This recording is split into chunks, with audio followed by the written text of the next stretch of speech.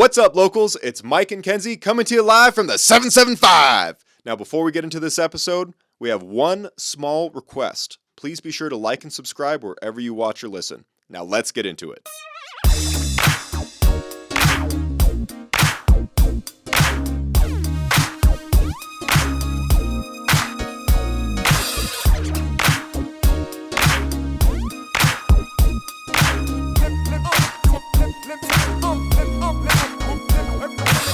We are joined by two very funny local Reno comedians, Mr. Daniel Lowe, Justin Hudson. Welcome to your favorite locals. Thanks, man. Appreciate you having us. Of course. And then you might notice we're sitting in a much different space that is in our second bedroom. A cool space. I love this space. It's the best space. It's tremendous. No, it's fucking awesome. Yeah, sitting here in the National Automobile Museum here in Reno, Nevada. It's ranked one of the best top 10 automobile museums in the U.S. Yeah, out of 11, so that's pretty good. Yeah. Fuck yeah. Well, I was looking forward to just hanging out with you guys, chatting. Every time before a mic, I love chatting with you guys. You set the tone, make it silly. So a lot of people get real loose. My butthole gets tight. Then I see you guys and I'm losing up. Yeah, well, I heard we were going to be in your bedroom. I was like, definitely going to be some tight buttholes there. Jackpot.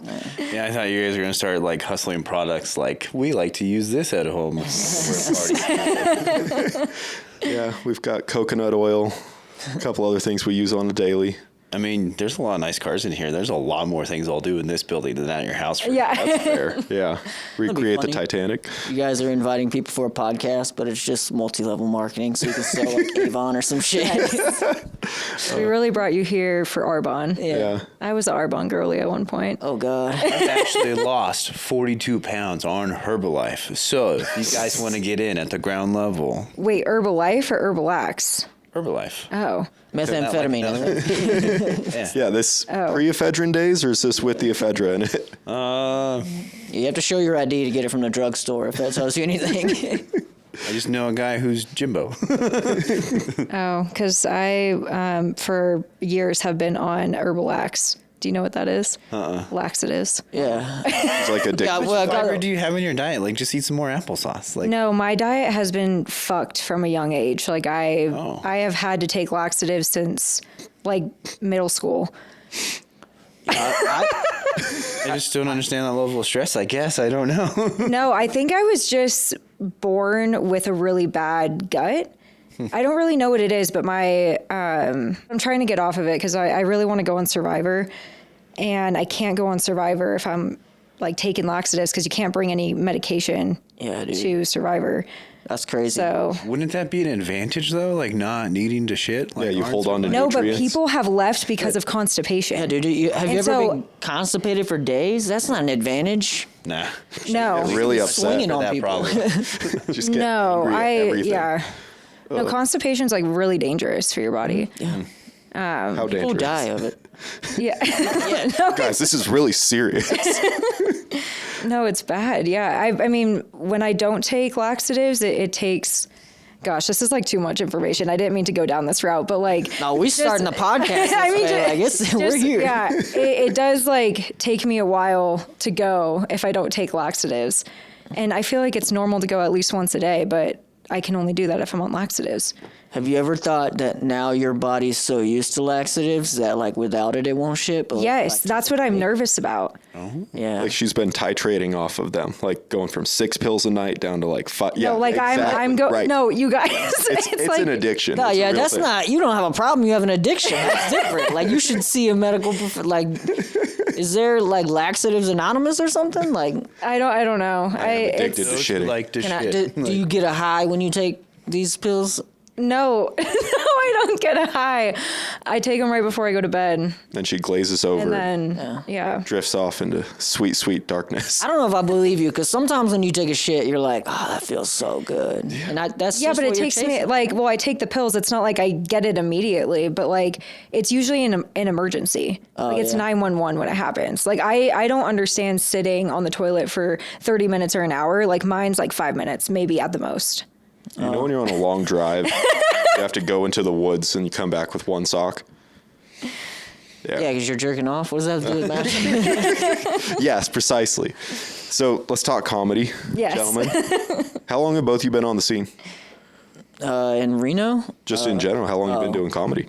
I always hate that question because I started like right before the pandemic happened, and then, I mean, how much do you do comedy during the pandemic? Like you couldn't go anywhere, and if you did, there were like 8 people in the audience in different corners of the room. So like I don't know, a few years, but yeah, Kind of like every open mic around here. yeah, yeah, pretty much.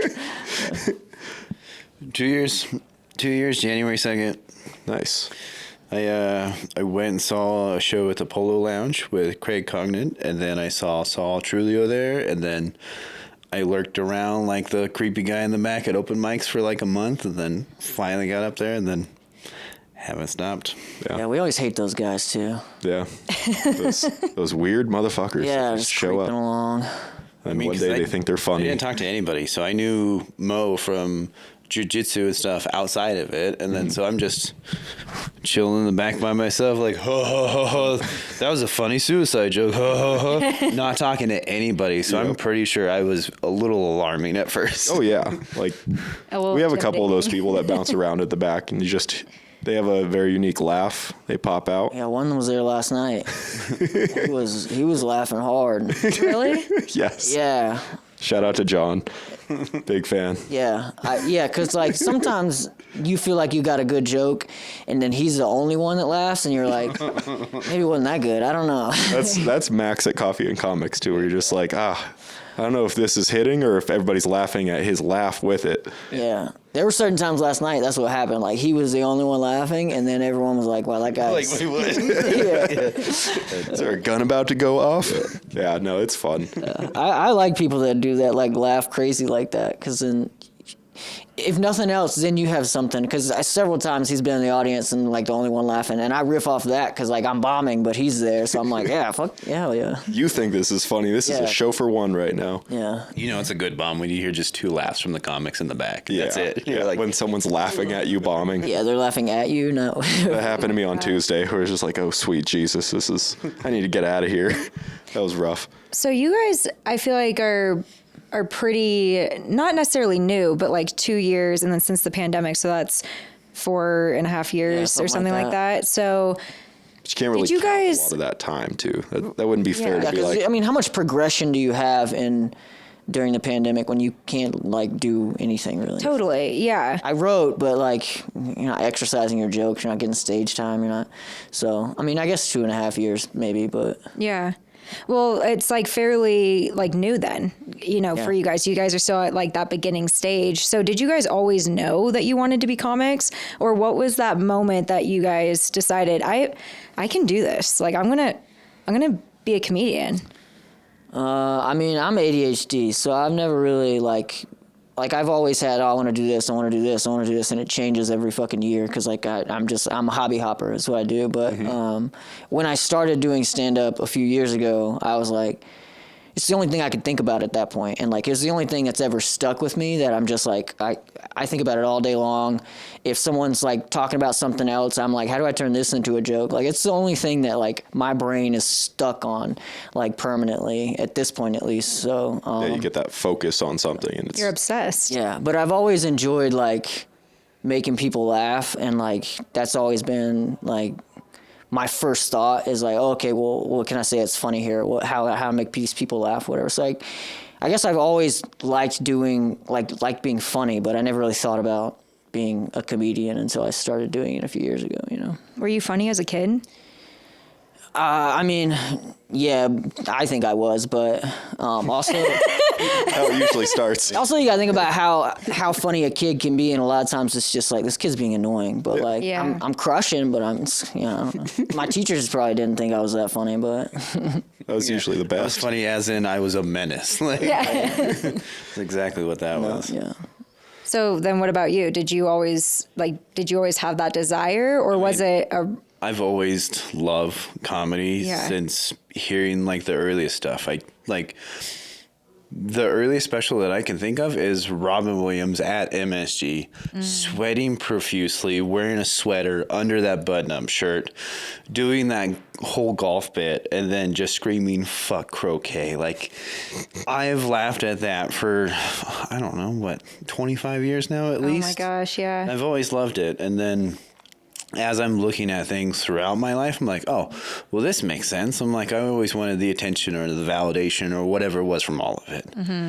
I'm always being the dork, the goofball, whether I intend to or not. Like, society's like, you're just this anyways. And so the first time I got on stage and then everything clicked and all worked, I'm like, oh, this is it. Like, this is what all that other bullshit's been leading up to, and going through this or doing that or dealing with people on the regular, whatever it was. Like, oh, this is it. Like, this is the best. So That's so awesome. since then, I'm hooked on it. I do notice like a therapeutic component where you find some really fucked up shit going on in life, and you're like, there will be something funny about this. Yeah. Yeah. You might try and jump the gun and do that on stage, and then it's really uncomfortable for everyone. Oh, it's a train wreck. You just have to find the right way to do it. Like, I'm gonna bring your podcast down, but my dad died at like a little over a month ago, and like two and a half weeks later, like I'm on stage and it's my first joke, and it crushes, but like you find a way. Like, you're like, I can't deal with this, like, without making a joke about it. Like, I have to find a way. And so like I'm like, get in there and tell a joke, and it helps. So yeah, I mean, there's therapeutic parts of that. 'Cause Sorry for your loss, by the way. That's Yeah, I'm so super sorry fucked about up. that. yeah, I didn't say it so you guys could now feel awkward. God damn. Nah. No, that's really hard. I'm sorry that you went through that. So that was like December. Yeah, it was. Yeah, when you smoke your whole life, you gotta expect that at some point it's gonna Yeah. catch up to you. So Was it right around Christmas? yeah, right before. Yeah. Yeah, so Yeah. That fucking, I feel like everybody's family, at least on our side, everybody was either in the hospital, some shit was Yeah. going super sideways. It was, yeah, it's like tough. Yeah. And I mean, it's just pick of the draw. Like, there's no way you're gonna be able to like judge. Oh, it's gonna happen around the holidays, or let me hold off until it's the new year, whatever. Yep. Like, shit just happens. So like, Yeah. I don't know. Christmas sucks, but then well, whatever. Yeah. You move on, I guess. So, You tell jokes about it and you move Yeah. on. yep. so did your dad support you in your comedy endeavor? He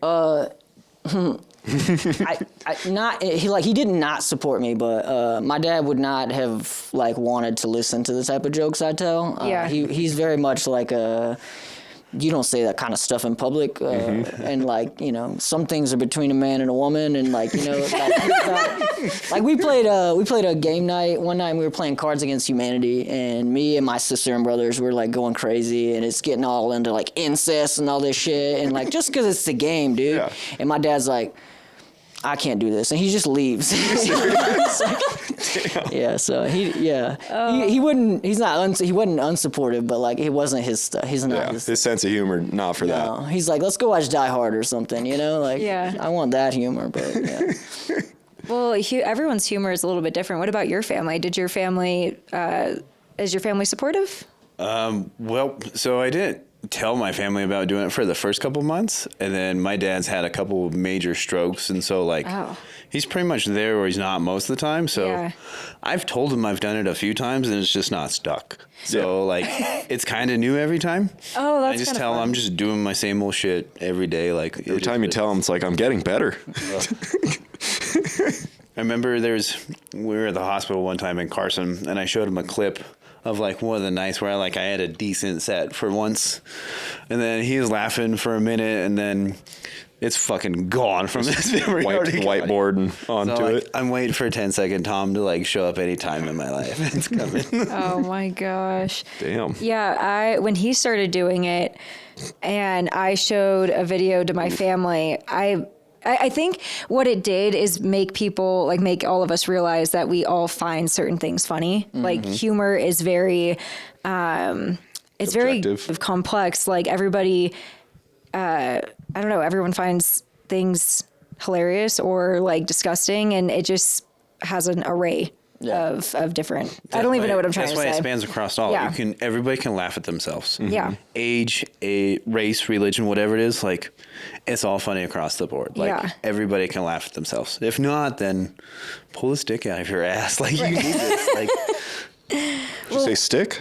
Maybe. Well, what do you guys find funny? Like, what's your sense of humor? Has it evolved over time? I don't know if my sense of humor has evolved, but I definitely, because I mean, I have a joke about how Tempur-Pedic mattresses are too comfortable, like, which as a premise is really dumb. Like, and the joke is that someone could come in my house and have sex with me without me knowing because the mattress is that comfortable. You know what I mean? Like, yeah. So it's a dumb, like, I have dumb humor, but I also have stuff that, like, makes you go, oh, yeah, okay. Not like political necessarily, but like on that line where it's like more of a message than like I don't know. Well, I do have to tell you, being here at the National Automobile Museum, your car horn bit. Oh my gosh, Dan. I was laughing about that for weeks. Love it. I haven't gotten that bit right. The first, I don't know, I got it right once or twice, and I haven't been able to replicate it, so I'm still trying to figure it out, but... What, did you record, like, the No, first... that's the problem. Oh my gosh, it was like... I was getting laughed I feel out like at my I house could by al- you.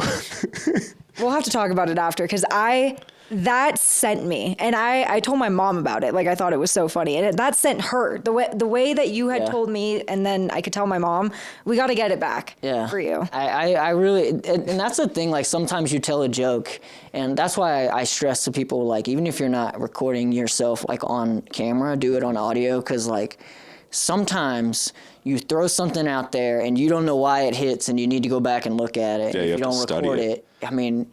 So I'm trying to replicate it, but I'm like, I cannot get it back. But yeah, I remember that night and like I had like a nice body roll and like I remember that gyration. Noises like, were thrust and it with I how was hard like, is that? And I was like, I've never had that much rhythm and like I don't know. I tapped into some sort of like I don't know something, but like I've been trying to get that back because I really love that bit, but it's been like. I've had twice where it's hit, and the other times people are like, "What are you doing?" I was thinking about the gyration, like on that hit too. Like, I bet you were. It was so good. No homo. What? No, it was so good. We got to get that. We got to get that back for you guys. Yeah. So then, do you know? This is now kind of getting into like just the creative process and all that stuff. Do you know when you're about to bomb, or like when a joke is gonna hit? I mean, on different levels, yeah. So, like, I know before I go on stage if it's going to be good or not based on whether I've prepared the right way. So, like, if I haven't prepared very well, odds are my jokes just aren't going to be there. Like, even if they're funny jokes, my delivery is going to be off or, like, the crowd's going to be can tell that I'm, like, trying to get, like, I'm saying it rather than telling a joke, you know? So, like... If it's like that, I can tell I'm about to bomb, but or if like I see a bunch of other comedians go up and tell killer jokes and the crowd's like, then like you can be like, yeah. You can assess it. Yeah. There you go. So You what can about you? feel it in the air sometimes too. You're like, oh fuck. I mean, I always think that I'm going to bomb because I know that like it doesn't matter if the room's hot. I could be doing it forever. Like it still can happen. Yeah. And then I'm like, well, if I bomb, I bomb. Okay, but I think there's like an absurd confidence level, it'd be like, oh, this is gonna be a good set no matter what. It's generally a good set, but like if there's any kind of a waiver there, it's like, oh, I hope this works. And then that second like little slip on the cliff, you're like, well, shit. Yeah. It's the moment doubt creeps in for me, I notice. That's when it's like you can tell you're disconnected from your material. You're thinking about where you're going, and then all of a sudden you're like, oh, fuck. I speed up. I start talking way too fast. I stumble on my words. Like, it goes into a car crash 100%. quickly. Yeah. Similarly, like, not that I think, you know, I can always bomb or whatever, but I don't ever want to be like, I'm about to crush this. Yeah. I'm about to kill it, dude. I literally have not thought that before going on stage. Like, I just can't imagine going on stage being like, I'm about to kill it. This audience is good. I'm like the best, like whatever. Because the second I do that, I'm going to bomb. I just know it. And like, that's a hard thing. Like, to be so amped and like know you're going to crush and then you start bombing. Your mindset is like, what the fuck? So you will just terrified like, immediately. Even if one joke is the only bad one, you're just gonna collapse after that. You know? So I try not to like. I don't necessarily think, oh, I'm gonna bomb, but I try not to get like too hyped on like how I'm gonna do, because like, like he said, you don't know. I mean, the 6 people that go before you might crush, and then you get up there and the audience is like, we're not really feeling your vibe, you know? Another white guy? Like, no, I don't care what anything happens here. Like, it's... I do love when we have nights where it's like murderer's row. Everybody's doing well. There's just something in the audience. Everybody's having a good time. That's like the best feeling. And then there are nights where it's like, I kind of want to just leave right now. Like, just take the name off the list. I'm going to sneak out the back. That was uncomfortable. Yeah. Sometimes if I go to a mic that has like a long list or it's already full and they're like, oh, we'll throw you on and I'll be on at the end or whatever, I'll wait. And if it's like the first 5 comics and if everyone's bombing, I'm like, just take me off. I'm leaving. I'm not going to stay here. Half the audience is going to leave. Like, I'm not going to stay here and bomb I can bomb in front of my mirror the same way. You know what I mean? Like, and be home an hour earlier. Yeah. What's chill? What's your guys' like style for preparing a set when you're doing 5 minutes? Oh, 5 minutes. I honestly just, I like to write out notes with bullet points on my punches. So like I'll have the premise and then bullet point my punches, or my tags or whatever. And then I just read that a lot and try and like go up and do that. But I don't. You just read and memorize? You don't like practice? Like you said in front of your mirror, like you don't No, do it I don't actually do it in front of my mirror, but I will, like, if it's like I have a show tonight and like after this I'm gonna go home and pace in my fucking library and rehearse my set and like say it out, and like sometimes I'll hold my hand up to my chest like I'm holding a mic, and like, because sometimes you need movements and you need like sort of a certain personality you put into it, so I'll do that for like shows and stuff, or if I'm really trying to work on a joke even for an open mic. But like a lot of times I say it out loud or I say it out loud, not like loud, but like kind of like to myself. That's what the homeless people are doing on the corner. Yeah, I probably look homeless. Like last night at midnight, I was in the hallway back there just like saying my set. But that was I thought mostly he was talking to me like 3 different times, and I'm just Really? walking by him. Yeah, Yeah, like everyone does. going through it. It's weird. Every time he walks by, just fat piece of shit. Yeah. They do take up a lot of space in that hallway. And then Mo walks by, and I'm like, stupid black guy. Oh no, No, this it's is Nathan. Nathan, the other one. What about you, Justin? How do you prep? So all of my jokes pretty much stem from, at some point in time, I go, that was funny. And then I write that bit down. Whether it's just the little thing that made me laugh or like that long form sentence or something. And then from there, I'll think about it. I mean, there's a lot of times where like I'm cruising in the car, I have the music on, I have the windows down, and I'm just chill. Everything's automatically going on in the background in my head, and I'm like, like that's actually kind of funny. Like, it's a weird abortion joke, but whatever. Like, we'll try it later. Like, oh, cancer's not that bad. Like, okay, fuck it. And then I'll think. And slam into a car. Sometimes I usually take the back road, so there's nobody in the way. Nice. except the homeless people. Yeah. A lot of speed bumps on this road today. Yeah. Yeah. But like pre-show, you don't have like a ritual or anything you go through? I mean, not really. I don't write out my sets like other comedians do. I really should. It'd be beneficial. I mean, I have during things, like when I roasted Albert, I lined those all up in that order. I felt like this is going to be like a good finish to it, and then this will hit, and then if this I feel is weaker, I'll throw it in the middle so that way I can still take it at the end if necessary. And Yeah. Also, you and Albert roasting each other was like determining which genes are going to pass on to Homo sapiens. Yeah. That was fun. Yeah, Crow Magnum won on that one, okay? When is the Doesn't next matter who roast? won, we all lost. Yeah. Well, you have a unique situation because your significant other is also a comedian. Yeah. So do you guys bounce jokes off of each other, or do you just surprise each other at the open mic? There's stuff I'll specifically save and not tell her about just to gauge that reaction at open mic. Okay. I also know that sometimes the crowd knows that she's there, so they're halfway in on the inside joke too. Interesting. So I'll cheat it and use that to my advantage on certain nights. Okay. But usually if I say something off the cuff and it makes her laugh hard, I'm like, I'll write that down and then see if I can play with something later on. Yeah. But I'll also do that wherever I go. I was telling Thor that the way that I do my clean sets whenever I have to is like, I just tell all the nice like customer service old people jokes that I do that aren't dirty or curse words, and then they like it in that spot. So I'm like, I hate it, but whatever, it's Yeah. fine. I have Right. to do it clean. I'll do it clean. Yeah. Do you both have a clean 5? I probably could, but I don't care to. Yeah. Like, I'm not.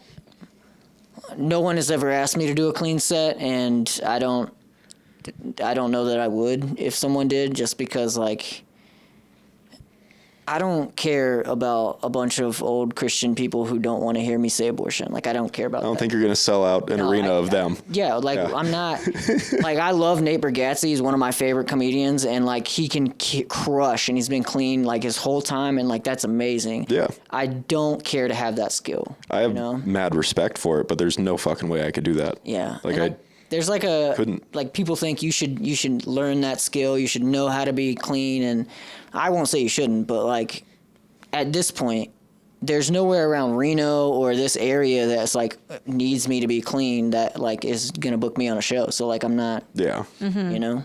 Yeah. I want to put together like a clean 5 just to do at a retirement home. Just to perform in front of old people and be uncomfortable there. No, what you do is you. Well, the VFW, we could bring that back. Oh, shit. No, what you do is you go to a retirement home when you're supposed to do a clean set, and you just fucking let it go. Just rip it open. Yeah, because then all those old dudes and the old ladies, they're out there fucking anyway. So they're like Love it. they're into some dirty stuff. Just like for let them sure. hear it.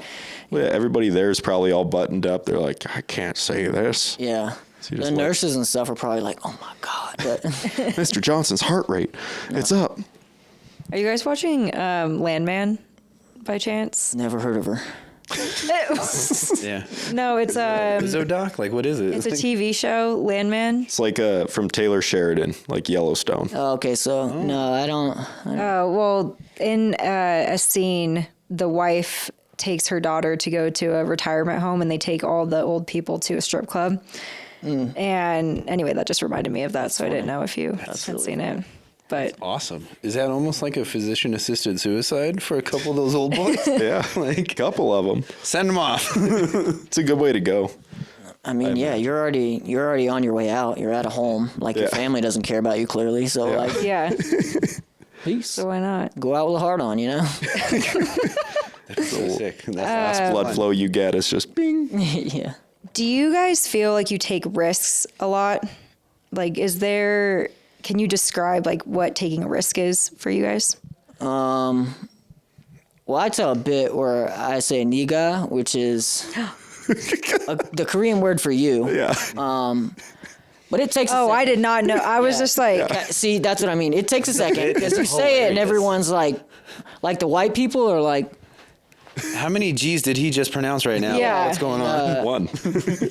and you know, I get to it quickly that like this isn't racist, but like, yeah, I mean, things like that are a risk. Anytime you approach like some sort of race thing, there's a risk. But so that's probably the riskiest thing I do, but I haven't done it in a while because it's a really hard story to get right, and it's like 7 minutes if I do it right. So like I can't do it in an open mic in a show that's like half my time or whatever. So I'm like, it's tough to burn half your time on one joke. It is really good though. I'm gonna say for a punch that's worth it, you're like, this better hit. Fan of it. It made me laugh every time I saw it in Sparks' location at Comics there. I was yeah, talking you to the should back. you should do it next time. I might, because I really do. It's like it's a really good bit, but it doesn't have like a solid ending. So like I've closed the joke well, but like it doesn't. So I kind of want the laughter to just keep going up, and then at that final hit, it like keeps going up, but it kind of plateaus, and so I'm trying to just like get it to where it can keep going up. So I will have to work on it, but like I said, it's so long that's my entire thing, you know. So There's a lot of buildup to drop a bomb like that. yeah, and that's the thing with like a joke like that is you have to pepper that whole story with funny stuff, or otherwise people. Like, there's a certain comedian who tells really long jokes like that, but there's only, like, 2 punchlines. And you're like, that was 5 minutes for 2 mediocre punchlines? That's not worth it. Like, you know, so, like, you have to... But, like, yeah, risks are... I find the riskier jokes are the ones that I think are really stupid, and I don't know if they're going to hit. Because, like that Tempur-Pedic joke, like, to me, that's risky. Because, like, people could be like, what the fuck? You know, like, shut You've up. wasted you know? my time. Yeah, because it's a dumb joke. It is dumb. But Like, if I you got make it purple hit... mattress, the fucking Tempur-Pedic. Yeah. Like, Yeah. Like, why is this guy talking about mattresses, you know? And so, like, you have to, like, I mean, yeah, I don't know. There's lots of different kinds of risks. What about you? What's your risk? I don't really feel like there's too many risks for me. I know if I don't do well, I'm going to eat shit. And then I know it's very hard to present something in the right light to laugh at it. I think I had that cancer joke bomb for like 6 months straight. Any different way I tried it, and it still bombs half the time. And then it depends on like what I'm doing in the set before, if the room's cool with the darker stuff or not too. Like there's a lot of variables with it, but I mean, the only thing I'm not going to say is the N-word. I don't have the pass. What word is that? Else is completely on limits. You know exactly what it is. Neighbors. It's a tattoo on your left ankle, Michael. Yeah. No, that's Mike B. Oh, Mike okay. B. Different comic. I know. I feel like it's fun in a room when you're like, I have 4 minutes of fat jokes, and there are 2 fat people sitting right in the front row. Yeah. So see, like, I don't really, unless it's a self-deprecating fat joke, all my fat jokes don't really work. It's just not receptive in the crowds. Fat jokes are tough because, I mean, I've done my fair share of fat jokes, especially when there are fat people in the audience. But like, so like, I'll take that risk because I'm not pulling back my humor because you're in the audience. You know what I mean? Like, 100%. You came to a stand-up comedy show. Yeah. I'm not going to insult you because like I'm not a Tony Hinchcliffe. I'm not an insult comic. You. Yeah. But like, I'm gonna make a joke about certain things, and so like the other day there were kids there, and I'm like, I'm not. It might be a risk. You people might not ever come back, but I'm not tailoring my jokes for your children. You brought them to a bar. Right. That's not my problem. That's parenting 101. Came to a stand-up comedy show. Yeah. If you can't, understand that, we're just trying to do jokes here, whatever. So like, that's a risk I feel like I'm always willing to take. Like, I don't care who's in the audience. Like, I came to do this joke. I'm going to do this joke, So like, I know that very well. Yeah. I'll prep 5 minutes. I don't have anything else on the back burner. It's like, oh, this is going to be addressed at a lot of you guys tonight. Oops. Yeah. And even still, like, if you're like, even if you do have stuff on the back burner, you're like, well, I came here to work on these specific jokes. If I abandon it because I think someone in the front row might get offended, well, I'm not doing my comedy for that one person in the front row. Yeah. Like if the whole room is like, dude, stop, you know, like when the guy says the N-word, the whole room is like, cut that. So that's when people start heckling, rightfully so. Like, hey man, are you sure you should be saying that? Yeah. But fat jokes are hard because people, number one, they've been done since we've always make fun of fat people. It's the whole, like, we do it all the time. Everyone does it. And like, exactly, right? I don't think I've laughed harder at any fat jokes than Ralphie May's fat jokes. Like, You just have to do it right. And I find that I can do it right because like fat people have been made fun of their whole life for being fat, and I've been made fun of for my whole life for being a pencil. You know what I mean? Like so like you can be mad at me for making fat jokes, but you just made fun of me for being skinny. So go fuck yourself. You know what I mean? So like I have that approach, which helps me out. But like, you have to find a way to tell those jokes that's like, I'm not attacking you. I'm just making light of a situation or whatever, It's not personal. And the open mic is the place to do that, but That's you a will workshop. you will often find that you missed the mark and you were an asshole. Really? What? That's just part of it, I guess. But Do you guys have like role models that you look up to in the comedy world, or like what are you Influences? what are you inspired by?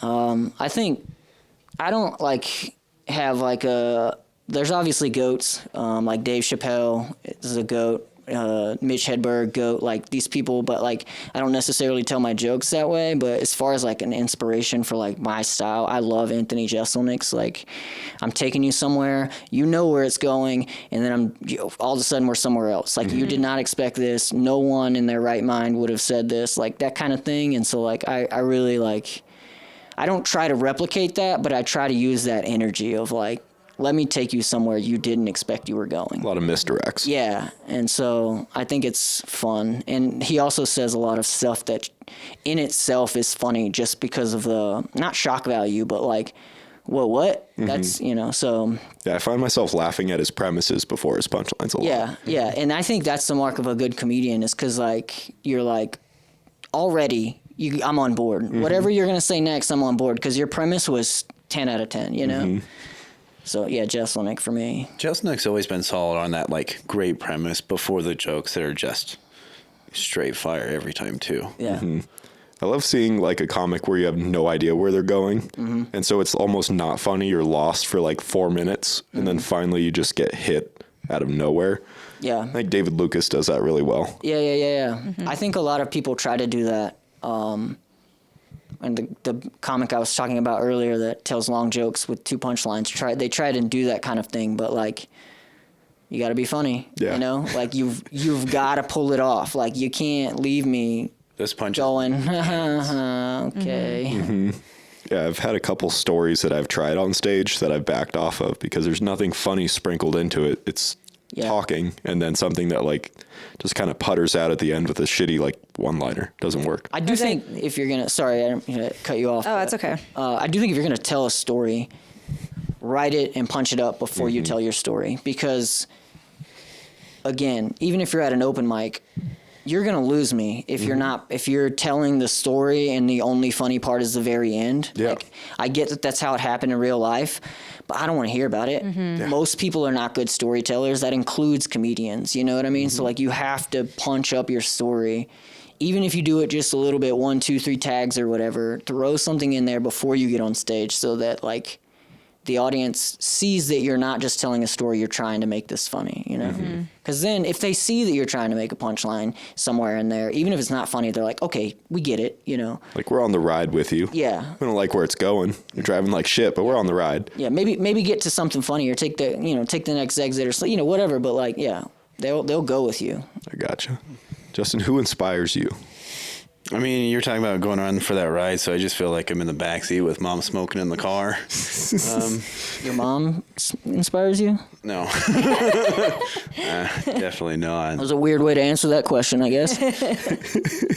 I have all my favorites throughout time, like as I've progressed and grown older. Like I started out with, I loved the Chappelle Show, Robin Williams. I mean, Dane Cook's rise was perfect when I was younger, and then he was king of MySpace, and then Sweet and Sour Sauce on My Pussy, like just all of my old favorites growing up. And then Louis C.K.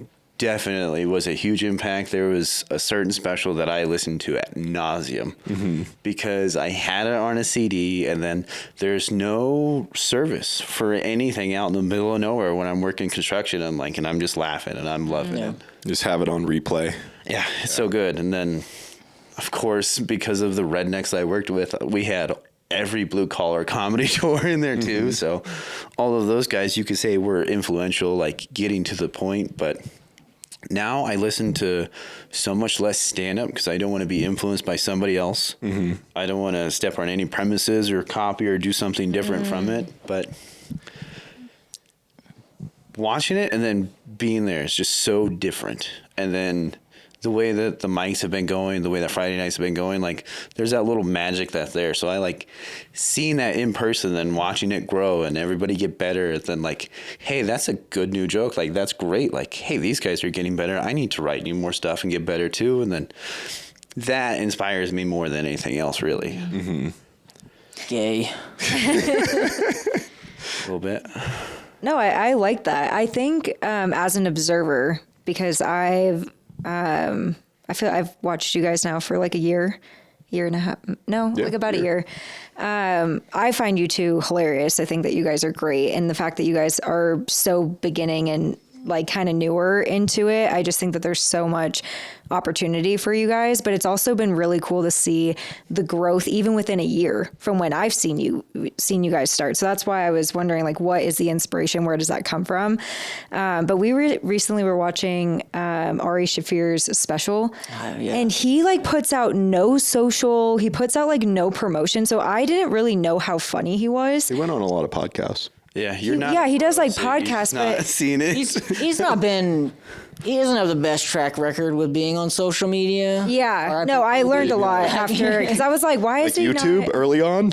Yeah, He was talking about it on Rick Glassman's podcast the other day, and he was like, you know, the way you present your comedy is like you're horrible, but like you as a person are like incredible. And he's like, well, yeah, but there's nothing funny about me being a lovable person. So like he gets in a lot of trouble for saying crazy shit. Yeah. So, yeah, like he's he's wild, but he's also just so artistically good at comedy. Like the way that he put together a special. I don't know if you guys have seen it on Netflix. I haven't yet. No. I got to see Jew at the Wilbur in Boston a couple years ago before that came out. That's sick. Cool. I got That's to so travel for a work cool. trip over there. So first time being over on the East Coast, and I'm like, I'll spend $90 to take it just for me. I want to go there. The Wilbur was incredible. They didn't have like all of it lit up like how it was in the special, of course, but like That would be really expensive. I learned a bunch of like things I didn't even know about before, and I'm just dying of laughter. And he's murdering. I'm like, You mean about Jewish people? You learned about Jewish people? I mean, you really do in that special. You actually do learn a little bit about the Jews. Yeah. I mean, there's It's only 1,900 rednecks in Silver Springs, so it's not like Yeah. there's like, oh, we got one of them. Like, Right. it didn't happen there. Yeah, it's all the landlords. There's 7 Baptist churches. So. I do find his perspective on doing comedy is funny because he's like there is the switch. Like, I wouldn't do this as a person, but I'm going to do it as a comic because I know this is funny. Mm-hmm. And then you get out of that and you're like, wow, that was fucked up. I got to go do some damage control or something. Right.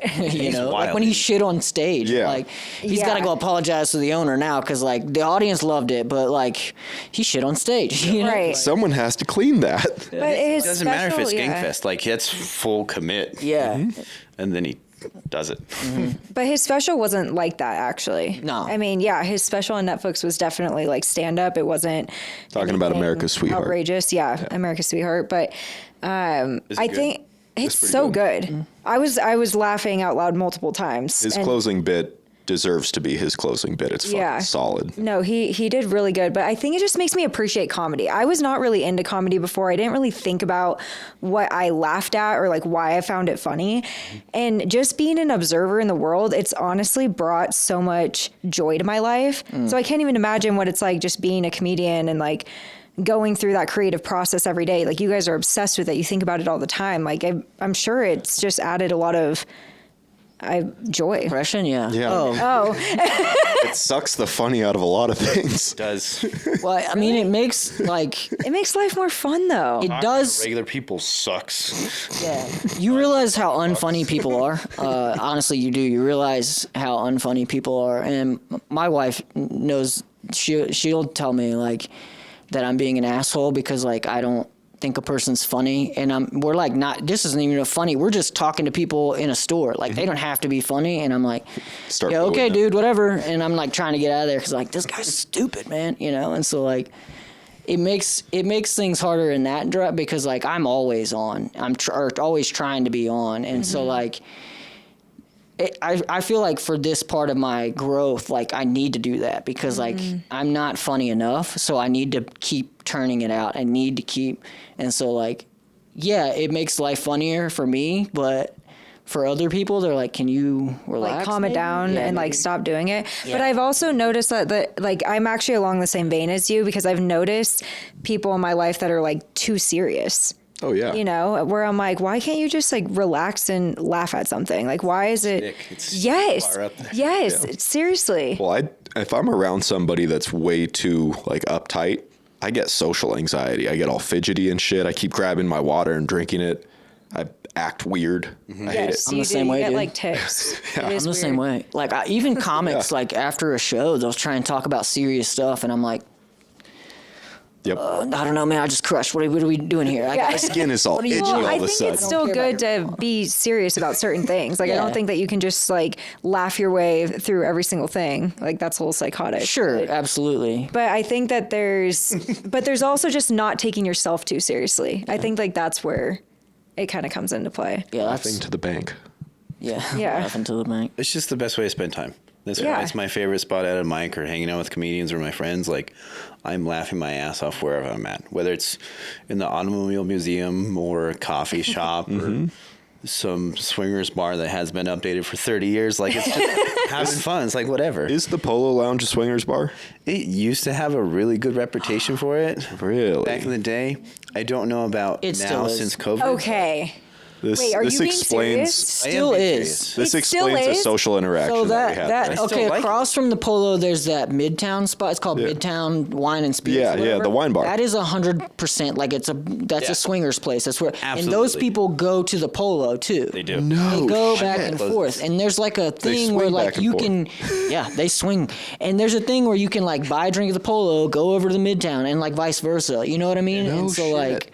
Because we had some weird interactions over there. It was We like, had I think they're trying to very fuck us. weird interactions, but also got like it was a bunch of like old. We Jealous. like to play pool, and so it's a good spot to play pool. I don't really like the bartender because he makes terrible drinks. I asked for an espresso martini, You're which I talking think shit was like on the my wrong first person. mistake. No. What? You're talking What? about the old man. Yeah, the old man. He's, but I'm he's just not always the bartender. okay. Well, I don't like him anyway. It doesn't not matter. disparage I asked him for an espresso martini and he gave me Nick's a hot awesome, to chocolate be with clear. Bailey's in it, and it was terrible.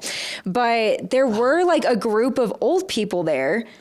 And I was overhearing their conversations. They're like, "Oh, we haven't seen you in a while," and I'm like, "I haven't seen like This is an odd. this. meetup I don't know. It for was just like a an Wednesday odd evening. thing." But there was like a good amount of couples, like a Yeah. good amount of like boy girl straight couples Yeah, that were old. they're 100% swingers, dude. That is so interesting. That's why Justin loves the Polo so much. He's trying to get, but he I can't. get hit on. I don't get hit on. I love it. Gives me a little confidence booster if I'm in there. Are you a No one hits on him. No one hits on him. We no. really dig your vibe. hitting Hold on on, you you're guys, not but not answering him. you're not answering my question. Are you a swinger? No, I'm not a swinger. What, just because he has ape hanging Where's arms? the pineapple? The upside down pineapple. I mean, I don't have one with me, but It's actually tatted right above his butt. yeah, cute little tramp Well, stamp. yeah, tramp stamp. Have It's you like- guys? Oh, good. No, go ahead. Why are you asking? This is actually a proposition. I mean, No, have you not here right now. have you ever had a joke or a premise that you've had to abandon because it was way too close to someone else's? Yeah. Yeah. Is that feeling? I had that on Tuesday. It was heartbreaking. Yeah. It's like having fentanyl.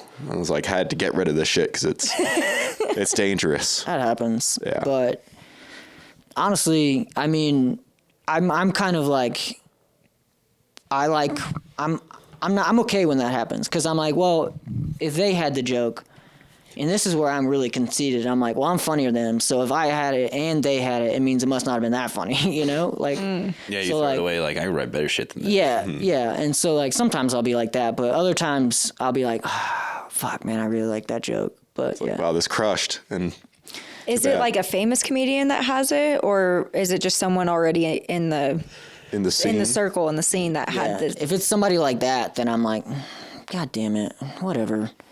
I don't. I'll let you bomb with it. Yeah, you can have it, okay. But if it's a famous comedian, I'm like, shit, motherfucker. it's in the zeitgeist. Yeah, They've got it. There's, Yeah. yeah. It really depends on like how close it is for me. I mean, if it's close enough to where it's recognizable by other people, and especially if that original person is going to feel types of ways about it, for sure. But if you look at every song that you've ever listened to, from Beethoven to all the greats, it's only the same 10 notes that have ever been played throughout time. So there's only so many words in the dictionary. There's only so many different ways you can actually tell a joke, whether it's a misdirect or it's a straight up punch or however it is. So I think there's a little bit of leeway in there too. I don't know. Yeah, it's also about approaching the comedian because, like me and Bryant were at the Polo the other night, and he went up first, and he had this joke about something about Bathrooms. gendering the bathrooms, and Yeah. I was like, shit, it's not the same joke, but it's the same, like, gendering the bathrooms, not gendering the bathrooms or whatever. So, like, we go completely opposite directions. So, like, I talked to him about it afterwards, and he was like, I don't even care. Like, that's not even the same joke. But, like, it's about how you approach it. Like, Yeah. I did the joke on stage, but I prefaced it with, like, sorry, we have similar jokes, Bryant. And then I did this joke and, you know, was fine, whatever. And I've gotten a lot better at it since then. But I talked to Bryant afterwards and I was like, look, you know, you had a joke, you told it on stage first. I literally wrote this before I got here today. So I'm not like, if you want this joke, go with it or whatever. And he's like, no, I don't care. So, like, a lot of times you just talk to somebody and they're like, if it's different enough, you go about your ways. And if they become too similar, who's funnier? You know, is my joke funnier? I get the joke. If your joke's funnier, you get the joke. You know Is what I that mean? unspoken or is that pretty direct? That's just my thing. You know, Yeah, it definitely varies person to person. 100%. There are people who will bomb with a joke, but because they have it, it's theirs. Yeah. That's it. It sucks when you Right. see a shitty comedian have like a good premise. You're like, God, Because you're damn like, it. Yeah. you know they're not going to figure it out. And you're like, there's a lot there, but Yeah. you're not a good enough writer to pull it off. Like you know, so like, You sit there and you count down the days like you'll quit eventually. yeah. Yeah, so I guess what's the camaraderie like with being a comedian? Like if you see someone is struggling, I guess, but they have a good premise, do you not want to help them? Does it depend if you depends on like the them person. or not? Like, do you feel the camaraderie Well- in the scene with each other? Well, also, like, if you're in my position, I've been doing it for a year. I'm not going to give anybody advice. No one wants to hear that from me. No, but more of just like a collaboration session, like where you're like, hey, here's my joke. I'm struggling with this part right here. Like, I feel like that's what. Yeah. I mean, how do you grow? So yeah, I mean, we have like tried to start like writing groups, and not like they're not like regular or anything, but like just try and get together to write. And so, you work on your jokes that way, you know, and you'll be like, hey, I have this premise.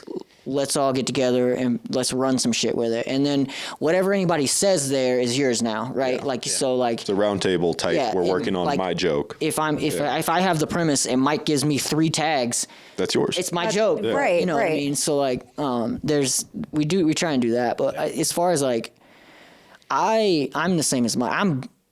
I'm not going to give someone advice unless they ask me. I'll give Justin advice because we kind of have a thing. We're on a show together, you know, like we're on a podcast together. Like we have it. And there are people that I will feel comfortable enough to give advice to, but I don't give advice to people if they don't ask. Because I'm not nice and like I don't care about your feelings. So like if I give you advice, I'll tell you your joke sucks. Well, like it's for the sake of being funny too. It's like, this is about comedy. How can it be the funniest possible? Yeah. He's also direct to the point, like, no, that fucking sucks. Like, you got to get rid of that. And a lot of people don't like to hear that, and I know that, so I don't speak up. Yeah. Like number one, people don't want your advice, so they don't ask for it, and they definitely don't want it if you're gonna be an asshole about it. And I'm not being an asshole. You're just being honest. I'm direct. I don't care about your feelings. Shout out to my mom for that. But like, you know, like I'm going to tell you straight up, like, you're never going to make that joke work, or that's not a good premise, or like whatever. Like, I'll tell you, because you're not going to get better if I'm like, well, you know, I think you could probably, you know, get around maybe if you try that. Like, no, that's not helping anybody. It's not helping you. It's not helping the audience Well, I had laugh. an idea about this part. Well, where were you for the other 95% of it that I was writing for? Right, yeah. Like, I already thought about that, and I didn't think that was as good as the punchline I gave. So now you just wasted my time with the advice. Yeah. Also, artistically, this is like a narcissistic endeavor. It's very delusional. Like, you have to be delusional enough to stand in front of people and think what you're saying is funny. And then eventually other people will like agree or disagree with that, and that's how you keep going in this. Yeah. But And I think it would be scary to. Yeah, I think a lot of people don't realize that, like, you might be a really funny comedian, but I'm not telling the same jokes as you. So when you come give me advice, you're giving me advice on how you would tell the joke, then don't give me that advice. Yeah. You're not telling this joke, I'm telling the joke. So unless you know my comedy or know comedy enough to be able to tell me, I see what you're doing, take it this way or whatever, don't give me advice. Yeah. Well, I think that's in general. I wasn't really like talking about going up to someone saying, hey, this is what you need to do. But because I feel the same way, actually, like even with creating this podcast, like I did not want advice or criticism. I wanted nothing. I was like, I'm just going to do it, create it. And then I'll ask for feedback from people if I want feedback. But so I totally understand that. I think it's more like I really like the writing room idea or sessions. Like I think that's more what I was talking about. Something I feel like we as the comedy community in Reno here, we need to focus more on, because a lot of people love the social aspect of going to open mics and getting up on stage and telling their jokes, but they don't necessarily put in the work, and I'm guilty of this too, like I'm lazy too, but like they don't put in the work off the stage of like writing your jokes. And a good way to do that is to make it fun. Invite other people, let's go grab a drink, sit at this place, Get loose. shoot the shit, and then you'll find that you're able to write easier that way, and that'll make you write on your own more too, because you're like, I remember all that stuff, let me get back to it, you know? So like, I mean, that's a really beneficial part that I think we don't do enough of here, and I definitely don't do enough of. Is that kind of what the tea room could be? Kind of. So at the very It beginning, smells like feet in there. I can't be creative in that spot. No, go to a fun bar. Go get margaritas. Bars are hard too, because people drink and then they want to turn it into a social thing, and it can be a social thing, but like sometimes. Guys, I really want you to listen to this premise. I'm really trying to get this, or I really like you guys. We all really need help on this stuff. So like, this is a focused effort at a coffee shop. Yeah, this is what it's. And it's dedicated time. So it's like, okay, we're gonna spend 20 minutes working on this and 20 minutes working on yours, and like, I mean, that's what I imagine. When I was in Omaha, I was at a writing group, and we did that. We were like, all right, start the timer because it's 10 minutes on this premise, and then after that, next person 10 minutes. You know, I like that. I love that idea. That'd be good. Not to invite myself, but I want to participate. Hey man, anytime. You've been invited into the chat already, so that's what that chat was created for, so we could write. It turned into at the very beginning, we were thinking about all the comics that are trying to get better. They're willing to receive advice as much as they're able to give as well too. Yes. It's a so good, important. comfortable person. It's a nice hang. Like, I want to talk to this person, bounce ideas off of them, maybe get their perspective on something. It's like, hey, you guys are cool. Like, you've shown not to be a piece of shit. Like, I'd like to spend more time with you. And then it also makes younger comics feel more comfortable. People that haven't, not necessarily younger, but people that haven't been doing it as long feel more comfortable talking about their jokes and like trying to get help with their jokes instead of doing it all on their own, you know? Because a lot of times hoard them in a cave. Yeah, and you feel like a lot of times you'll feel like, oh, I can't talk to these people. I can't go up. They're gonna think I'm stupid. I suck. I've only been doing this for 2 months. Blah blah blah. And so you'll talk yourself out of getting help or something. When like those writing groups, you just invite someone. Hey man, come work on your stuff. Help us work on ours. And like, believe it or not, working on someone else's jokes will make you better at your own jokes too. You know. So like, it gets younger, like newer comics more comfortable doing that, and like then you can all grow together. You know. But we saw it as an outlet. Like, hey, we're all free on Monday at 7 at this spot. You only get 5 or 6 people that can make it out of the whole group. That's 5 or 6 great people to bounce ideas off of. And that always changes because people are busy in schedule. So it's like, that's when that one started. Okay. So, yeah, we haven't done it in a while, though. So that's why I say we need to get better at it because it's helpful. It is. Oh, yeah. I can only imagine that would be helpful. I mean, I recently, even just like with podcasting, it's like I'm looking for mentorship and just someone to kind of give advice that I respect. And also I see doing it, like pursuing their creative endeavors. And so, yeah, I know that would be helpful for me. So that's why I just was asking if that's something that you guys have done or are interested in. Yeah, for sure. I would say podcasting. I love podcasting. You guys do a great job of your favorite local. Like I think you guys do a fantastic. Well, that's all her. You do a great job. You do a great job here. Thank you. I'm Mike's role in our portion of it too. So like Daniel crushes it. Like it's great. Oh, thank you. I really love the episodes. Keep it up. Yeah. Well, that's why like this room, National Automobile Museum, is like really cool because it has like the backdrop, the soundproof, and like that, just what we have at home, it's fine, but not when we want to do this. Like when we want to have, you know, more than just a guest. Our setup at home is good for like having one guest on. Yeah. But if you have like a round robin foursome, it does not work. We do it in the living room, then the fucking ceilings start echoing. Yeah, the lighting's not good. I don't think that's necessarily a bad thing because I mean, you guys have a lot of guests, just like single guests on. So like I've seen the spot you have is, I mean, I haven't seen it in person obviously, but like it's nice for that. Like your setup, it looks good. It looks like a good podcast studio. It's aesthetically and then pleasing. when you have two people on, you just have you spot you go, you know, it's kind of, and you can have like, I don't want to say decorations, but like stuff you just pull out of your house and throw up on the back or like whatever to like make the satellite studio kind of your own too, you know? So like there's always things you can do for like stuff like that. But I think you're doing a fantastic job. Mike hasn't done shit, but you know. It's true. No, I haven't. I'm like the wordsmith. So if you see anything that's on the fucking website, which nobody's reading, that's me. Yeah. No, you you help with like I think the editing portion is just it's a long, I mean, you guys know editing. Yeah, I do. He does. You know editing. He's the mic of my Daniel podcast. literally does everything. It's just a lot of time and energy to actually edit, which is fine because I actually like the behind the scenes. But sometimes I just get caught up in the words. I'm not good with words, I don't know if you guys can tell. I don't feel like I'm as articulate as I would like to be. And so especially when we do captions or any kind of like marketing, like I go to him for like the word. Just have fun ideas sometimes. Sometimes they're terrible. Yeah, a lot of editing, it does come down to like, especially if you're trying to inject a little humor, editing is very important because like somebody might say something funny in a long spiel, but you need to cut that down for a clip. You've got to be able to edit it so that it's like hours, clean. Yeah. And I do audio only mostly. Like this past one that we recorded with Lanze might be the first video if I can get everything synced up. Might be the first video episode we have, but like even just with audio, it's a fucking pain in the ass. Oh, I know. It's terrible. Do you do a lot of editing of like the raw conversation, or do you keep most of that in and it's like splicing in like, front, back?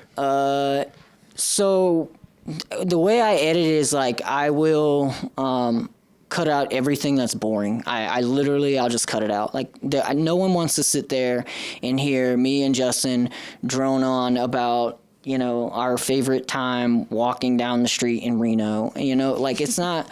Like, if it's boring, I'm cutting it because no one wants to listen to it. That air's gone. Yeah. It makes it more digestible. And if it gets too in the weeds, like we had a episode with Chris Thompson, and we spent probably an hour just talking about comedy and like a just way behind the scenes. Like if you were really into it, then you would know, but outside of it, you'd be like, what the fuck is this? And it's not like funny, but it's very interesting. So I didn't cut all of it, but I cut a large portion of that, and then I have it to release as like its own episode. That's a good idea. That's a good idea. Like people who want to learn about it or people who care about it and want to just hear our take, So I'll do that, but like I'm trying to like, I want it to hit. I want people to be laughing throughout. So like that's my first thing is I cut what's boring, and then I will cut dead air and stuff like that to try and condense it. Because people even if your podcast is funny, the longer it is, people are tuning out. Oh yeah.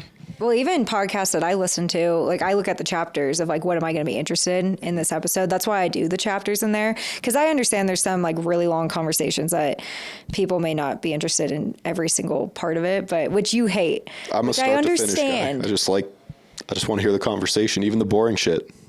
I want to see how your brain works. I mean, that's why we keep a lot of it in for the most part. I mean, it depends on the context of your podcast too. Like some things, like some podcasts, the whole thing's not going to be funny. That's not what it's intended to be. It's let's have a real conversation. You got to keep that in too. But like ours is specifically, we're comedians. We want this to be funny 100 from start to finish. A to Z, yeah. And so like, I don't care what you say that's boring. I'm getting rid of it. Yeah. You could have just dropped the most like divine knowledge on humanity. Wrong place. But it's not funny. Yeah. Yeah. And I'm not going to release it. Like, I'm sorry. So, it's just all about how you're looking at what you're putting out. So like you might be putting in what you think is boring conversation, but your audience is like, this is why I'm listening to the podcast. This is why he wants, so like you just have to figure out what your audience wants, your goal versus what your audience wants. So that's a big thing too, because like my goal is to have everything completely funny. And I feel like I'm in such a niche market with like this kind of like regional comedy that like you're not going to listen if it's not funny. So like I only do that, But Speaking of regional comedy, I imagine you guys try and like get out of Reno and do shows. I'm trying right now. Yeah. Yeah. Yeah, I know you have, Justin. Like, where have you had success, and where have you gone where you're like, fuck this, I will never do a mic in, San Jose ever again, something like that? Actually, there's nowhere that I haven't been that I wouldn't do a mic. I ate the biggest bag of dicks in Athens, Georgia, on my first set there, and my other 2 sets there went great. Okay. I wasn't aware of like how big of a college town that it was. UGA, baby. Yeah. So, there was so many white girls that were transplants there that didn't get anything about Georgia.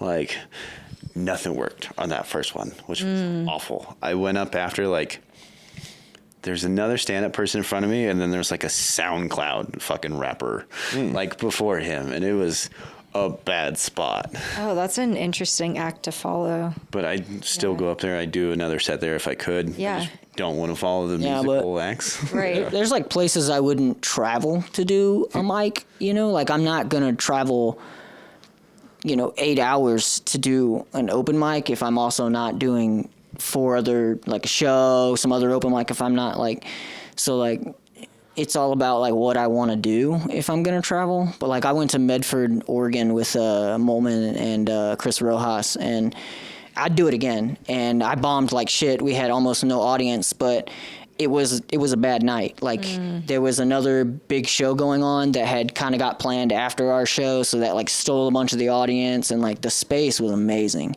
And like they usually have a crowd there, so I would go back there 100%. Just an off night where something else it's just is an happening. off night, so like it all depends on like what you're going for. But like I'm not going to Modesto to do one Italian restaurant, like Has to what be else? worth What, it. yeah, like what? Yeah, There's what a else am couple I guys getting into? that do that. To go to a restaurant? They go specifically to like Stockton and Modesto area, which is fucking brutal. So this the first and third Tuesdays. They do it over at the pizza place in Stockton for a mic that's there. It's the only time that happens. But Is it a good mic? it's a pretty great mic from everything that I hear from all of the SAC and You're like Bay getting Area. robbed and car broken into. Gosh. But there's I like also Stockton. there's the Deaf Puppy Comedy Club that's over in Manteca. Deaf That's Puppy? been opened up for Yeah, that's few a months. very fun name. Deaf puppy. Banshee was the dog that they used to have. It was a similar dog to Rory's dog, Charlie. So Banshee's no longer with us, unfortunately. Oh. Oh no. That was the new setup and backdrop. Are you trying to take away from my dead dad? By No. Bring up the dead. What the hell, dude? Death on this podcast. But there's a mic there every Wednesday night, and they've got great headliners and features coming through there all the time too. So Yeah, that's another thing. It's like I would go to Stockton if I know this person that books shows at the Punchline or that books shows in Sacramento or the Bay Area is Rubbing gonna be elbows there. and networking. Yeah, really. so like I'll go somewhere just to talk to somebody. I'm gonna do my set and try and kill there because if I'm gonna talk to them, I want to be funny in front of them, But Right. like, I'm not going on a Tuesday on a whim because I just want to do comedy. I can go to Coffee and Comics and do comedy, but like I've Right. got to have a reason to travel there. one spot I thought of, Alley on the Y, over in the Bay Area near Was Sac. that English?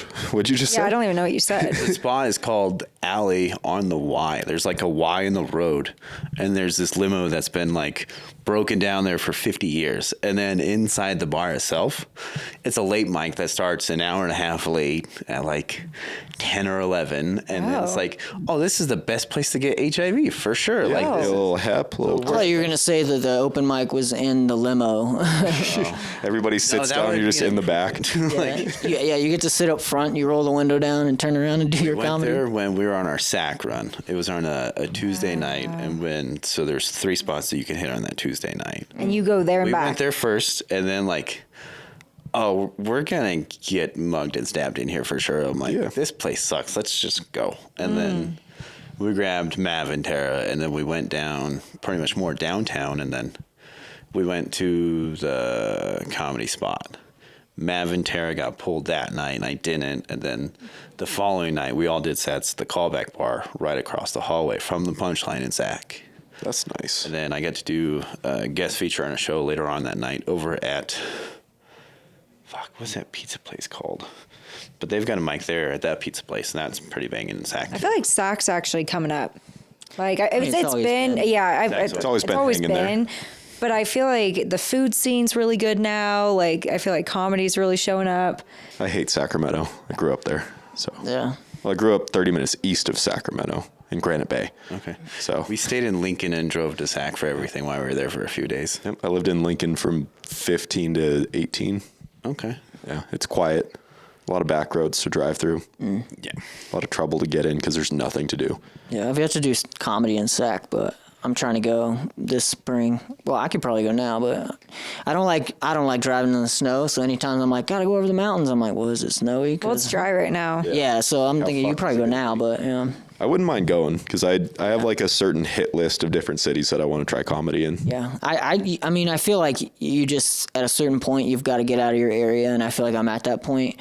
Like, not that I shouldn't do comedy here, but that, like, I also need to see what other audiences are doing. I need to see what other comedians are doing. I need to experience more so I can get better, and I feel like I have to travel now. Like, I have to go somewhere else and do some mics. You have to see, like, does this shit work here too? Yeah. Is my Different biggest cities concern. have different cultures. Like the Bay Area is very liberal. I don't know if your jokes would like do well there. Or they'd crush, one of the two. Or they would crush. Probably I don't not. know, think but they have I to just be feel good like jokes it's to like crush. sensitive city.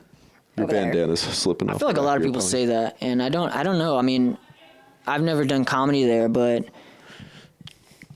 it's like it's hard to imagine that like so many comedians go there and they have big comedy clubs, but that there's no comedy scene. So like maybe they're sensitive, but maybe we should just get better at jokes, you know? I think funny stands out regardless. Yeah. Like and that's what it is. I do think some audiences are just not gonna fuck with your stuff. Like they're not gonna. And San Francisco is likely one of those places where they're like, we don't want to hear you trash talk trans people or fat people or whatever. You know what I mean? Or But black people or 90% of the material I try.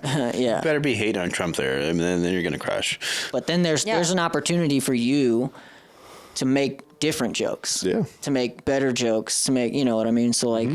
It might be a sensitive It pushes place, you. It challenges you, I think, which is The crowd which is that doesn't good. like you, and you can make them laugh. Yeah. Got it.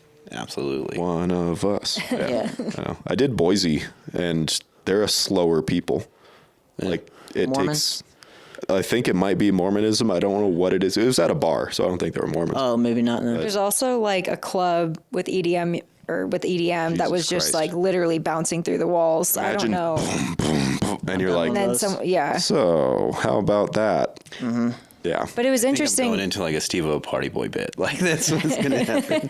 Banana hammocks ready. But it was interesting because when you were telling jokes on stage, you would pause and then people would laugh. It was like I was looking at the crowd and it was like their wheels were turning. And then they would laugh and they're like, oh they my drunk? gosh. I don't think so. I think there was like lead in the water or something. It just takes a little that longer checks to out. get shit. Sometimes you got to give it that air to let them laugh. Yeah. Give it a second. and Yeah. then- Yeah, sometimes you this is true for me. Like you will speak faster than people are used to speaking. Yes. And like I'm from the South, so everyone speaks slow. So I know how to speak slow, and I can slow it down. And I actually try to do that on stage quite a bit. But like, if I'm hyped up and going, like I can be too fast for an audience. I already know it, and so like sometimes an audience is just not equipped to like listen at that speed. So it does take them a minute to catch I think on. it's proximity of the mic too. Like I've noticed as an audience member, sometimes if the mic is too far away, I literally did not hear what any of you guys had said one night. And then I remember it was Thor that pointed it out to me, not him personally, but he had done a joke at, I think what's that pizza place? The Blind Onion? Yeah. Sparks.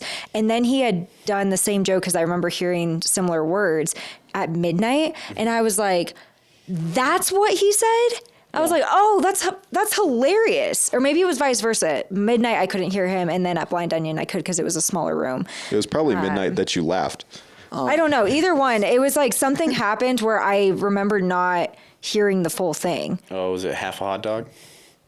No, it wasn't because I was there the first time that he Shout out did Thor. half a hot dog and Shout I out to cracked Thor. up. No, he did it to me, the half a hot dog. Gang. I was like in the joke with him. I was like, oh my gosh. Yeah, a lot of comedians have bad mic discipline.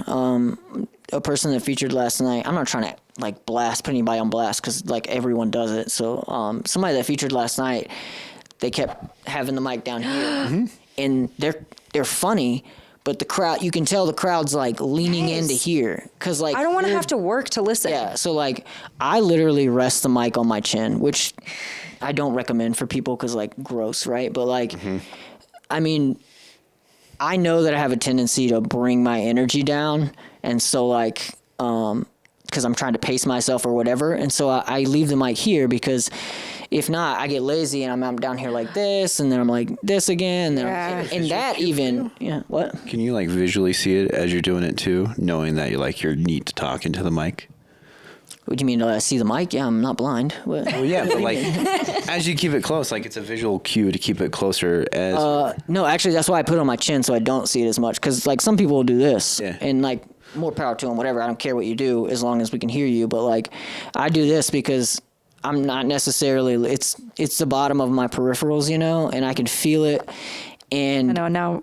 But then I listen and like I'm trying not to do it. No, you can do whatever you want. Just don't worry about it. But like, I listen to at the beginning of my set. I try to listen to the speakers, and because doing this you can be too close if they have the gain way up or whatever. So I will need to I won't necessarily change my hand position, but I'll drop the mic down lower because like I still need this position to hold, but I also don't need to be so close to the mic. Right? Yeah, yeah, and so like. A lot of comedians struggle with mic discipline. Yeah. I love how all of us immediately. No, we all were like self-conscious. Yeah, everyone's. You're all like.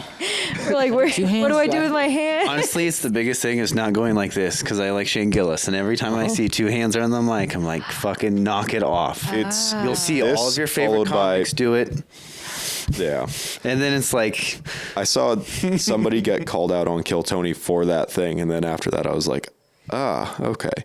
I've been really their thing. Is that what I'm hearing? Like when they do this, it's just there's a famous guy who's done it. He presents it. Everybody's seen him do it, and then so we're just talking like this. This is kind of how he gives that punchline or setup to his thing. And they are subconsciously. Yeah. They're not stealing. They're just like it's just natural. And it is a very comfortable way to tell comedy. And then that's so. Sometimes it does help when you're making a joke about whatever you need to do on it too, so it happens. Yeah, I mean, it's not like you shouldn't use two hands on the mic, but like when that's your stance, the whole thing, you're like sort of like taking it away from someone, but like unintentionally, but it's you've seen it done that way, you appreciate it that way, it kind of blends into your shit. Yeah. I have a bad habit right now of like holding myself. No, it's like you're making gonna, myself like, tiny. smell your hands.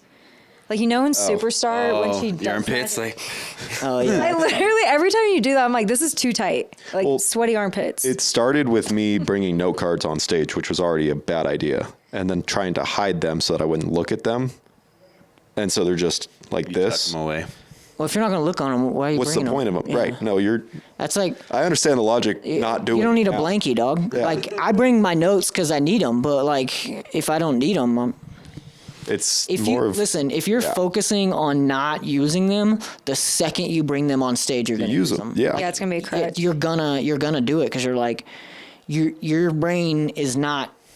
You're avoiding the stress of, like, what's my next joke? Mm-hmm. And sometimes that stress is like, got it, Mm-hmm. But like, you're just going to be like, oh, I don't have to think about that. I'll just go to my notes, Yeah. So like, but people can use their notes. I have bad memory, dude. That's not my fault, Some of it is sometimes. I do a little pre-workout, get a little Juicy J in you. A little too high, is that what you're talking about? Yeah. Yes. And all of a sudden it's just like, fuck. Yeah. I was going to say something. Now you're all staring at me. It was funny too. You guys just wait for it. It never comes. Don't worry. I find it hilarious. Yeah. But I do find like sometimes people aren't like you need your notes, man. Like, I don't want to see you stand on stage and go, That's so uncomfortable when that happens. Yeah, it really is. Like, what do you mean? Like, yeah, you do this shit, and you'll be like, "What do I want to tell next?" And I'm like, "No, you should have had it already. Like, like get to it. Like, oh no, I'm thinking of when people are like on the verge of having a panic attack. Like you see it in their face, like, fuck. Mm-hmm. It's gone. I don't know what to do. I got 4 minutes. Fuck. And I've been there, but like, that's why I like having a good joke to like just burn. That's like, I can just throw this out there and like, I know it's going to hit, but it's a small little thing. Like I have a joke about hitting a pothole, but it's really a veteran. And like, it's not a joke that I necessarily include in a bunch of shows or like I practice a lot because it's so stupid. It's so simple. And it doesn't take a lot for me to remember, but it's a joke that if I'm like, fuck, what's my next joke? I don't care. I'll throw this out there, and then I'll work on getting back in the rhythm. You know what I mean? Bet that kills at the vet's hall. Yeah, I don't care. I mean, it's pretty much, it's weird to say crush, but like it's done well almost every time I've done it, because like it's unexpected. It's like that Jesselnick, like what's he talking about, and then boom, okay, that's funny, and it's not long or drawn out, and like people don't have to have like a great imagination or anything. It's very simple, so it's like I like having a joke like that for when I forget shit. Mm-hmm. You know? Yeah, that's good.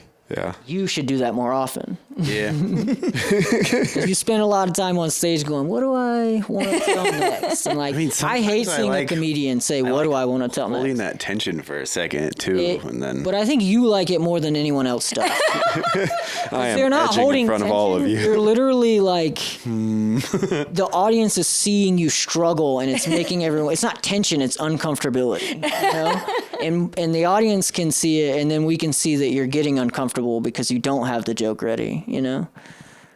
I don't like when I see somebody hold the mic like this and they're not Yes. rapping. I don't go up with like a set list ready to be like, oh, I'm going to tell these 10 jokes tonight. Yeah. I mean, there's most nights where I'm like, all right, I'm going to open up with this. I'll probably wrap it up with this, and then I'm just going to have some fun with it. That's fine, but your recall should be way better than what it is if you're going to do that. You know what I mean? Like you shouldn't have to think about what's next if you plan on telling, like, I'm just going to pull some stuff from, my joke pit, like, be able to pull it, you know? Yeah. Like, be able to do it. Because, like, number one, you're not getting better by standing there awkwardly trying to think of a joke.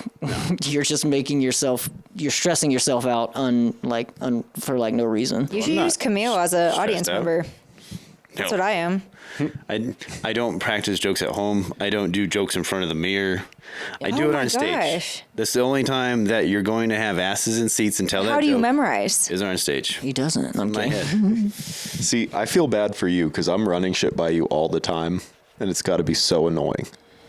Yes. Yeah. It is sometimes. But then other times, I find it hilarious. Like, that's what I'm saying. It's brought a lot of joy, I think, to my life in the last year of you doing comedy, but it's also been like, do you have to test the boundary? Like, Yeah. do you have to go there? Yes. Like, is it really worth it? Because I don't know. Big risk, big payoff. When there's a big risk and it doesn't hit, then you're like, I should kill myself. Yeah. That's how it feels. It's waves. Yeah. Well, I have a couple personal questions that I wanted to ask you guys to kind of close out the podcast, if that's okay. Yeah. Favorite sex position? Go. Oh, you could answer that. I don't think I have a favorite, dude. Let's fucking do it. Whatever. I'm down for it. Whatever. Crushing. Yeah. Yeah, on stage crushing. That's my favorite sex. Oh my gosh. I mean, like, she's tied up. Like, that's it. Like, it's easy there. She's tired. Yeah. Can't run away. Oh my gosh. No, that wasn't my question though.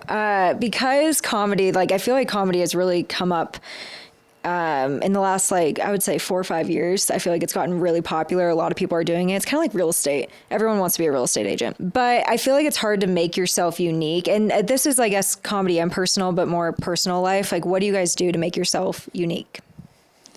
Nothing. I don't care. Yeah, I've gone through my life trying to figure out who I am, and then I'm going to be me on stage, off the stage. Like, this is what you get, is me. Well, Not trying to who be is Justin? Character or something. Like, it's just me. I don't necessarily think about, like, how can I be unique, but I think about how can I bring the persona I'm pushing for, because I'm not a different person on stage, but you play up a character to an extent. Like, I'm not a character comic, like, I'm not a different person or anything, but, like, there's like a level of arrogance and sort of like go fuck yourself kind of like attitude that I have in me that I just let out on stage. And so, like, I think about how I can let that out without it being like just some angry person on stage, So or a like little just swag. some, yeah, like how do I make it like a personality rather than like just some asshole, I don't know how, because I mean, it's hard. Like, if you're thinking about how you're going to be unique, then Yeah. What's your angle or your gimmick? Right. Sure. That's how you put Maybe yourself you into a find it, box. but also then you're spending so much time worrying about what other people are doing. Yeah. And, like, you're taking away from what you can do because you're like, well, it's a little too similar to this, or that's a little too, whatever. Like, just get up there and do what you're good at doing. That's another thing. It's like some people tell jokes that are out of their wheelhouse or don't really match with, kind of who they are, or like whatever. And it's kind of like, you're trying to be unique now. You're trying to do something that you're not, So, like, do what you're good at. And then... Well, you're making me rethink the question of maybe I should rephrase it in a different way. Like, what do you think makes you unique? Rather than not trying to be unique, but what makes you different?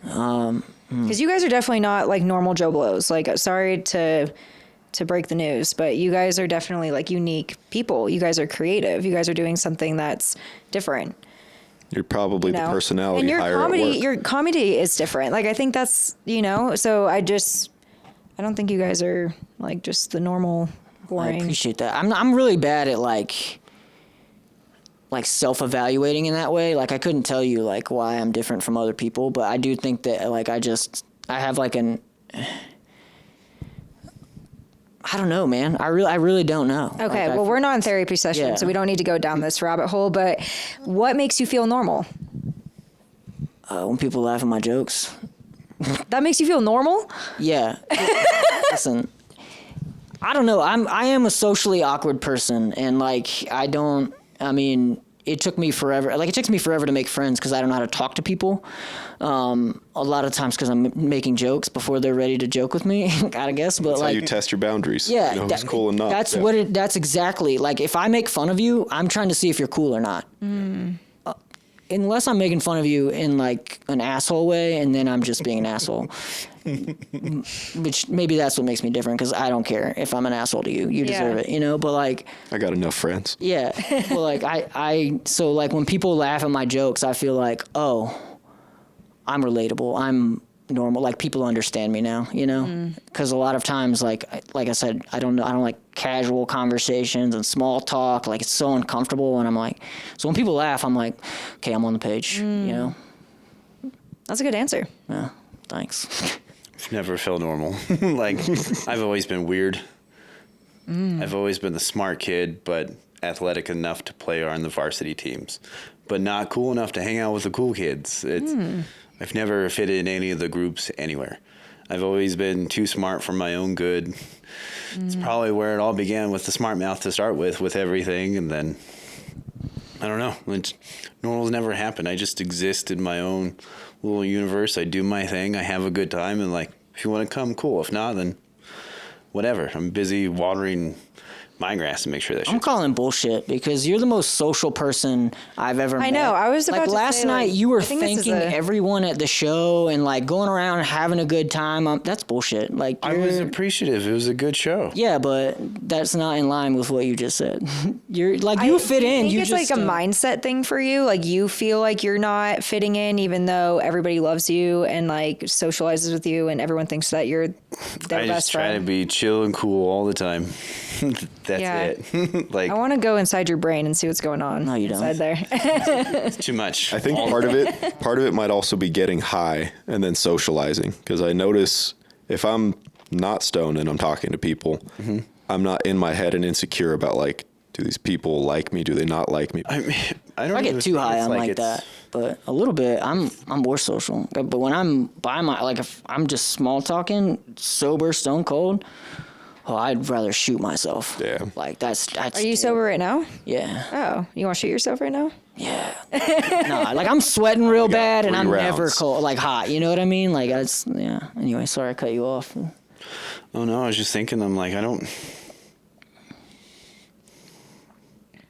See what I mean on stage? Well, I'm trying to put it correctly. Like, I've never been like that in crowd kid on anything. So like, Yeah, that's why you're a comedian. I'm not.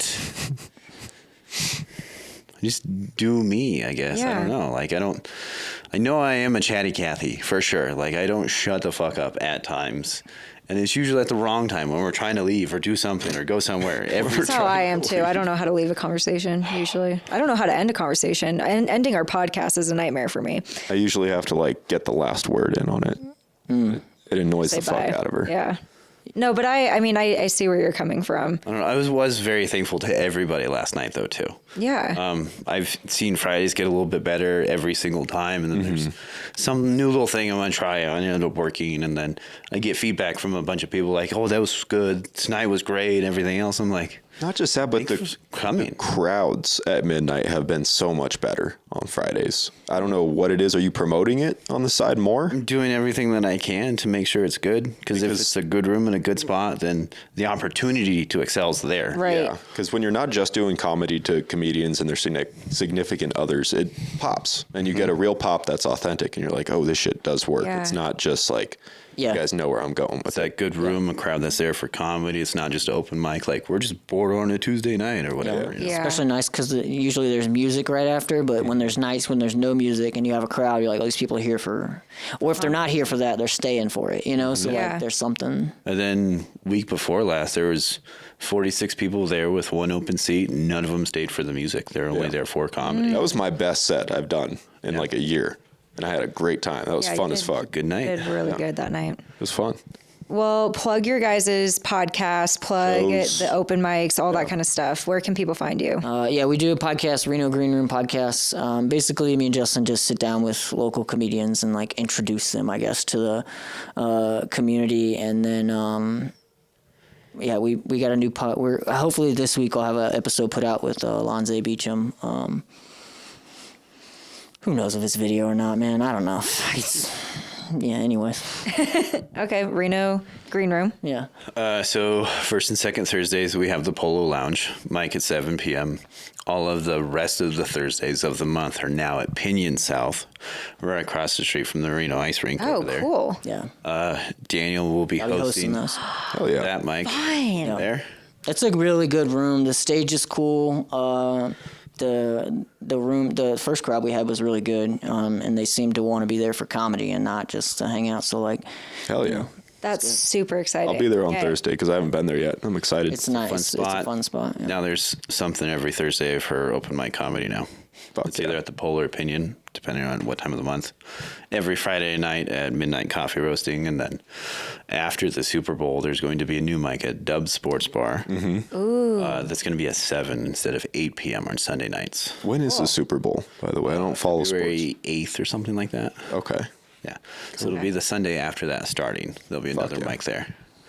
Got Daniel and I are featuring at midnight on February 7th. Yay. There is a Valentine's Day show at midnight the following week. There won't be a mic. That'll be Camille Porter, Lucy Venhouse, Kelly Shanley, Sarah Roker, and Shannon Murphy. Tickets are $10 there. I don't know how many are left still. I know that there's a few of them going on Eventbrite already, which is cool. But yeah, that's awesome. That's going to be a great show. All ladies lineup. It's going to be killer. Yeah, I'm Where can people get tickets? Eventbrite. Okay. That's where it's listed to Eventbrite. And then I was going to see if I can get something set up with Grayson there to have, like, if you want to buy physical tickets beforehand. So it's whatever. Plug your Instagram because that's where you post everything. Yeah. No one's going to find it on Eventbrite. My Instagram is Justin Saurus, Sarus. It's spelled incorrectly, so it looks like sore ass instead of the right, like Tyrannosaurus. I always make this a jiu-jitsu handle from before. It had BJJ on the end of it. It's like a T-Rex, but long arms instead of little arms. Oh, God. Yeah. It's a good thing you got rid of the BJJ. Otherwise, I'm dyslexic. I posted a comment one time on Jeremiah Watkins on there. He's like, hey, Justin sore ass. I'm like, awesome. Now that's living forever that way. I'm like, cool. Thanks, Jeremiah. I love your comedy. Thanks for doing that wrong. Yeah. And Daniel, your socials? Well, if TikTok doesn't die, D-Low Comedy. Instagram is D-Low1856. I got to change that, but I'm lazy. We'll also just plug it in the description so people can find you guys. That's cool.